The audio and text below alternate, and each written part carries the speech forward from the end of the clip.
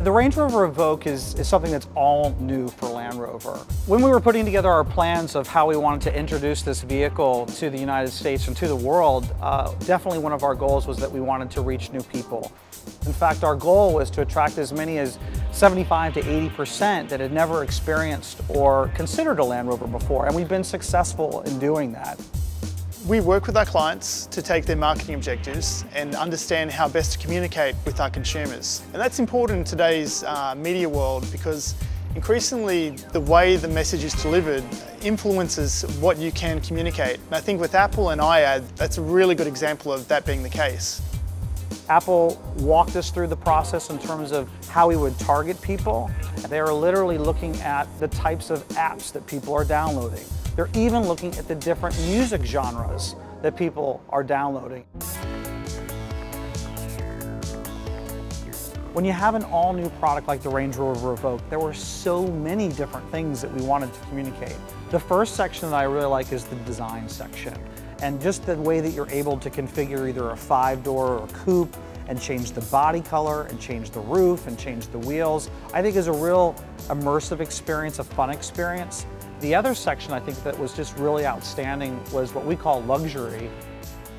You get to look at what a Range Rover Evoque looks like using the iPad or your iPhone and move it around so you're able to look at the dashboard. You're able to look at the back seat.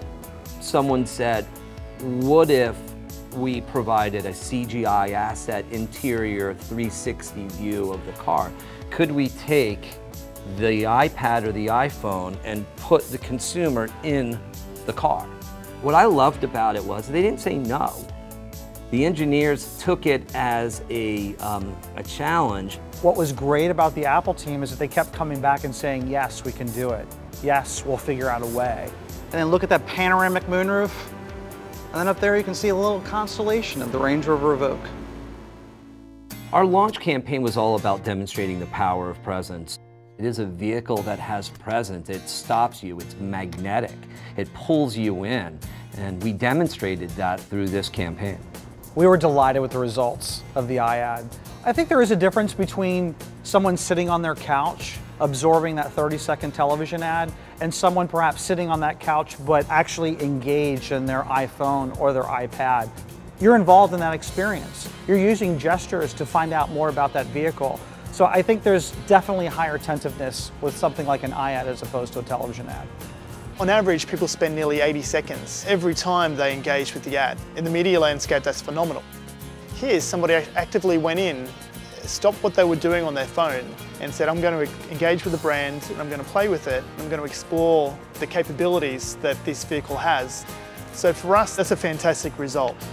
You know, for a long time, mobile wasn't a platform where you could really tell a story and build a brand. But now the opportunity is there to do that. And you know, I think for the Range Rover Evoque launch, we definitely did that.